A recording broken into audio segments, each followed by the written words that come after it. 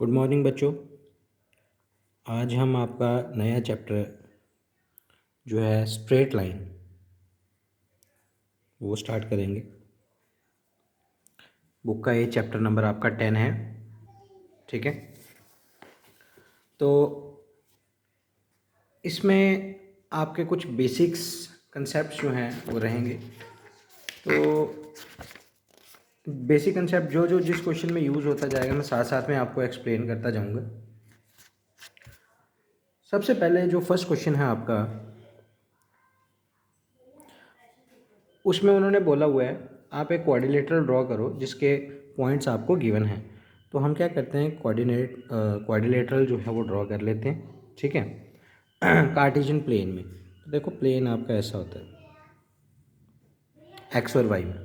ठीक है, तो आप यहाँ पे कोई भी क्वाड्रिलेटरल जो है अपनी मर्जी से ड्रॉ कर सकते हैं। जैसे ये आ गया, वैसे तो उन्होंने पॉइंट्स आपको गिवन दिए हुए हैं।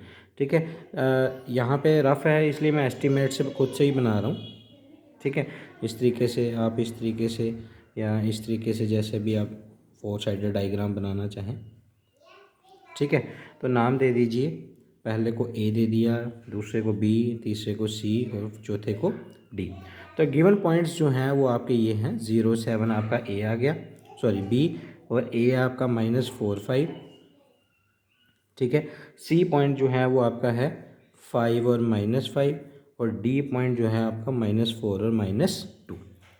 आपको बोला गया इसका एरिया निकालना है। ठीक है, अब देखो ये जो पूरा क्वाड्रिलेटरल है ये आपका दो ट्राइंगल से मिलके बनेगा। कैसे?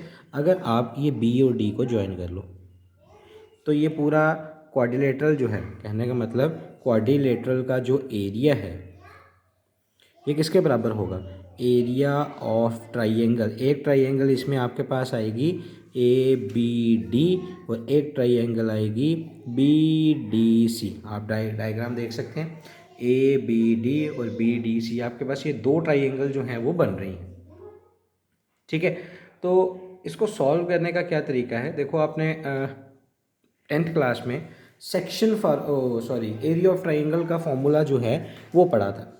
ठीक है, तो पहले हम ए बी डी की बात करते हैं। Area of triangle A B D. तो ए बी डी कैसे निकलेगा? इसका फॉर्मूला रहता है आपका 1/2। जो जनरल फार्मूला है पहले मैं वो लिखूँगा, 10th क्लास का ही फॉर्मूला है। x1 y2 minus y3 plus x2 y3 minus y1 plus x3 y1 minus y2। ये आपका जनरल फार्मूला है। तो आपका ए बी डी जो है वो ट्राइंगल है ना, तो ए के कोऑर्डिनेट आ गए आपके x1 y1, बी के कोऑर्डिनेट आ गए आपके पास x2 y2, डी के कोऑर्डिनेट आ गए x3 y3। ठीक है, आप चाहो तो यहाँ पे लिख भी सकते हैं रफ में। सो ये आ गया 1/2। तो ए के कोऑर्डिनेट थे ये x1 और y1, तो x1 की जगह आ गया आपका -4। ठीक है, अगला बी था, मतलब ये y2 आ गया 7 माइनस, अगला डी था तो डी में आपको y3 मिलेगा, तो y3 मिलेगा आपको -2। -2 माइनस माइनस ये आपका प्लस हो गया, प्लस x2 आ गया आपके पास बी का कोऑर्डिनेट, ये आएगा 0। तो 0 इंटू समथिंग करोगे वो 0 ही रहेगा। तो y3 था आपका -2, ये माइनस, y1 था आपका 5 प्लस x3 था -4 ब्रैकेट, y1 था आपका 5 माइनस y2 था आपका 7। बस इसको सॉल्व करना, आपका एरिया निकल जाएगा। ये 1/4, ये आ गया -4, 7 + 2 × 9, ये तो 0 बन गया, प्लस -4, इन दोनों को सॉल्व करोगे तो -2 आएगा। ठीक है, ये आ गया 1/2, 9 4 = -36, माइनस एंड माइनस प्लस, 4 2 = 8, 1/2 आ गया। तो ये आएगा आपके पास -28, कैंसिल आउट करेंगे दोनों को, ये आएगा आपके पास 40।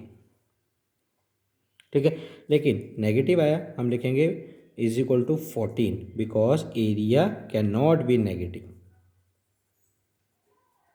एरिया जो है वो कभी भी नेगेटिव नहीं होता। तो एक ट्राइंगल का एरिया तो निकल गया। अब दूसरी ट्राइंगल की बात करते हैं। हम पहले लिख लेते हैं इन ट्राइंगल बी डी सी।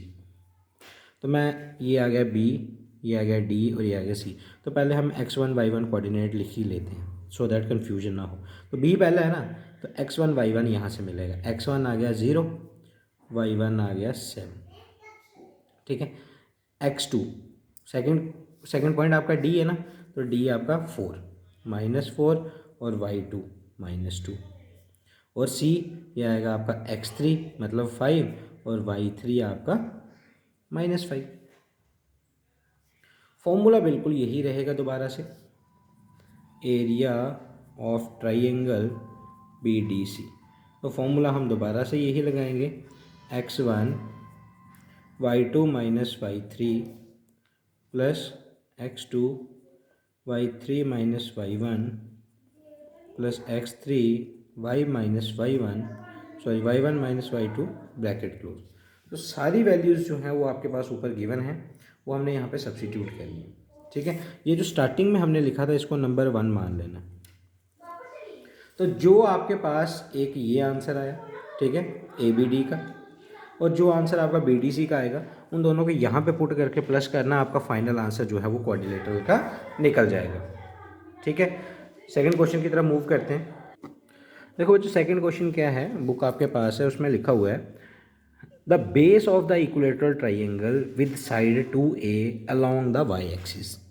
ये आपके पास एक्स एक्सिस आ गई और ये आपके पास वाई एक्सिस आ गई। या था ट्राइंगल का बेस जो है वो वाई एक्सिस के ऊपर है, तो इसका मतलब ट्राइंगल आपकी ये इस तरीके से बनेगी, ठीक है। बेस की लेंथ जो है वो 2 टाइम ए है, मतलब यहाँ से लेकर यहाँ तक की लेंथ है 2a। तो ये कोऑर्डिनेट 0 होता है, इसका मतलब ये कोऑर्डिनेट की लेंथ होगी a0 ये वाले की, और ये आएगी आपके सॉरी ये वाई एक्सिस है ना 0a, और इसकी आएगी 0 - a क्योंकि नेगेटिव एक्स एक्सिस, ठीक है। तो ये आधा ए आ गया और ये आधा ए आ गया, ताकि ये 2a आ जाए। तो ए की लेंथ थी, नेगेटिव वाई एक्सिस था तो माइनस, पॉजिटिव वाई एक्सिस था तो प्लस का आ गया, ठीक है। ये आपका एक्स कोऑर्डिनेट है और ये आ गया आपका ए पॉइंट, हम इसको कंसीडर कर लेते हैं, इसको बी मान लेते हैं, इसको सी मान लेते हैं। उन्होंने कहा हुआ है मिड पॉइंट जो है ट्राइंगल का वो ओरिजिन पे लाई करता है, तो ये मिड पॉइंट आ गया ओरिजिन पे। आपको फाइंड आउट करना है कि जो वर्टिसेस हैं ट्राइंगल की वो क्या होंगी। देखो ये तो मिल गई, अब ए अभी बाकी है, ए की वर्टिसेस फाइंड करनी, बी और सी तो आपके पास ऑलरेडी प्रेजेंट है ठीक है। तो जैसा कि ट्राइंगल आपको इक्विलेटरल दी हुई है, तो इसका मतलब ये भी 60 डिग्री होगा, ये भी 60 डिग्री होगा और ये भी 60 डिग्री होगा। तो कहने का मतलब ये एंगल और ये पूरा एंगल ये 60 डिग्री होगा, लेकिन ये हाफ डिवाइड हो रहा है ना, तो इसका मतलब ये आपका 30 डिग्री आ गया। इक्विलेटरल ट्राइंगल में तीनों डिग्री एंगल सेम हो गए, तो 30 ऊपर 30 नीचे। तो अब हम क्या करते हैं, बी और सी के कोऑर्डिनेट गिवन है, अगर मैं ट्राइंगल ए ओ बी ले लूँ, ठीक है। देखो बच्चों मेरे को ये लेंथ चाहिए कि ये कितनी है, क्योंकि तभी ये कोऑर्डिनेट निकलेगा ना। तो अगर मैं ये ट्राइंगल कंसीडर करता हूँ, ये राइट ट्राइंगल है, तो ये मैंने कहा कि ये राइट ट्राइंगल मैंने ले ली, ठीक है। तो ये रहा आपका परपेंडिकुलर और ये रहा बेस। तो परपेंडिकुलर बाय बेस वो किसके बराबर होता है, tan थीटा के बराबर। तो थीटा आपका 30 डिग्री है, ठीक है। उसके बाद परपेंडिकुलर आपका था ओ बी, तो ये आ गया आपका ओ बी, और बेस था आपका ओ ए, और tan 30 की वैल्यू जो है वो कितनी होती है, 1/√3। ओ बी आपका ये था, तो ये आ गया A upon O A equals to 1/√3। आपको ओ ए लेंथ निकालनी है ना, तो ओ ए आ गया आपका √3a। तो ए के कोऑर्डिनेट कितने आ गए, देयरफॉर ए इज √3a और 0, ठीक है। ओ ए की लेंथ आ गई, मतलब एक्स कोऑर्डिनेट मिल रहा है, तो यहाँ पे वाई कोऑर्डिनेट तो 0 होगा, तो यही आपका फाइनल आंसर है, ठीक है। नेक्स्ट एक छोटा सा कंसेप्ट है, देखो अगर आपको कोई लाइन जो है वो वाई एक्सिस के पैरेलल दी है, अगर आपको कोई लाइन वाई एक्सिस के पैरेलल दी है, इसका मतलब कि उसका जो डेरिवेटिव है लेकिन सॉरी इस टॉपिक में आपका डेरिवेटिव का कोई कंसेप्ट नहीं है, तो हम इसको पैरेलल का कंसेप्ट जो है वो दूसरे तरीके से करते हैं।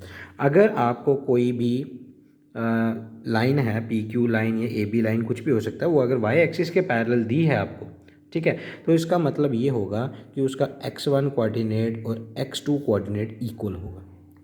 मतलब वाई एक्सिस के पैरेलल है अगर, तो x वाले कोऑर्डिनेट इक्वल होंगे, और अगर x एक्सिस के पैरेलल हैं तो उनके y कोऑर्डिनेट इक्वल होंगे, y1 इक्वल्स टू y2। सो अगले क्वेश्चन में जो आपका कंसेप्ट है वो यही यूज़ होगा। बड़ा सिंपल सा क्वेश्चन है अगला, देखते हैं क्या है। उन्होंने बोला हुआ है आपको डिस्टेंस फाइंड करना है P और Q के बीच में, ठीक है। तो P पॉइंट उन्होंने दिया हुआ है x1 और y1, Q पॉइंट दिया हुआ है x2 और y2, इन दोनों के बीच में आपको डिस्टेंस फाइंड करना है। सो पहली चीज़ उन्होंने, देखो डिस्टेंस कैसे फाइंड किया जाता है, P Q is equal to, distance formula आपने 10th क्लास में पढ़ा था, इस क्लास में 3D में भी पढ़ा था।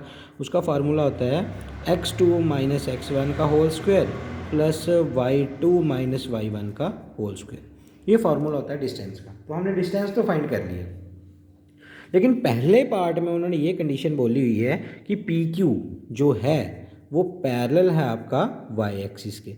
तो मैंने आपको अभी कहा कि अगर कोई लाइन किसी y एक्सिस के पैरेलल है तो इसका मतलब देन क्या होगा, उसका x1 जो है पक्का x2 के बराबर होगा। तो ये वैल्यू आप इस इक्वेशन में डाल दो, स्टार बिकम्स, तो स्टार आपकी क्या बन जाएगी, पी क्यू इक्वल्स टू, देखो x1 x2 इक्वल है तो x1 की जगह आप x2 लिख लिए, x2 माइनस x2 का whole square plus y2 minus y1 का होल स्क्वायर और ये रूट, ये तो ज़ीरो बन गया।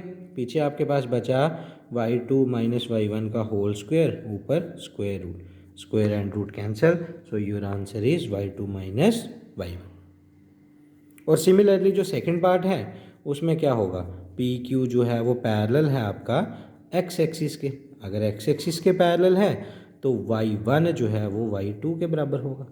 तो सेम अब ये वाला कोऑर्डिनेट ज़ीरो बन जाएगा, तो पी क्यू आएगा आपका x2 माइनस x1 का होल स्क्वायर और root, square and root cancel, so your answer is x2 minus x1। ये रहा आपका डिस्टेंस।